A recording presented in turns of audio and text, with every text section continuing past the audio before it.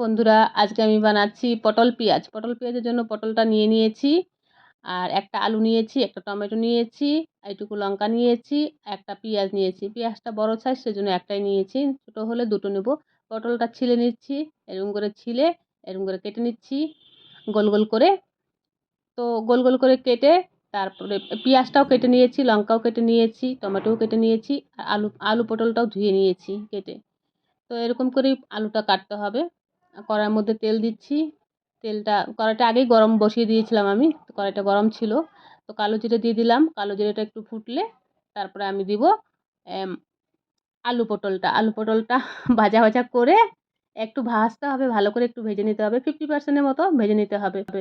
আলু পটলের ঝোল তো সবাই খায়, আলু পটলের ঝোল খায়, নাহলে পটল ভাজা খায়। তো পটল ভাজা আর আলু পটলের ঝোল খায় খেতে বোরিং লাগে, ভালো লাগে না। পটলের ঝোলটা তো একদম পাঞ্চা পাঞ্চা লাগে।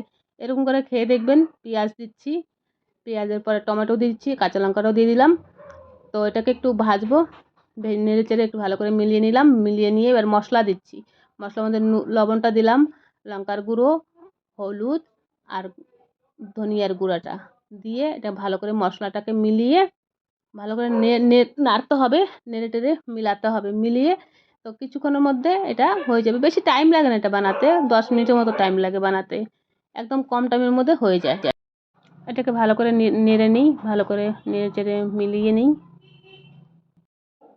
তো গরম মশলাটাও দিয়ে দিলাম, গরম মশলাটা দিয়ে একটু নেড়ে দিব।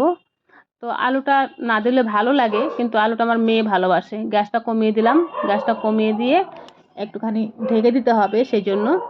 তো ঢাকনা দিয়ে এটাকে 2 মিনিট 3 মিনিটের জন্য ঢেকে রেখে দিতে হবে। ঢেকে রেখে একটু আবার খুলে নাড়তে হবে, বাস হয়েই যাবে। নাড়াচাড়া করতে করতেই হয়েই গেল। গ্যাসটা নিভিয়ে দিলাম। খেয়ে দেখবেন বন্ধুরা সবাই। Thank you.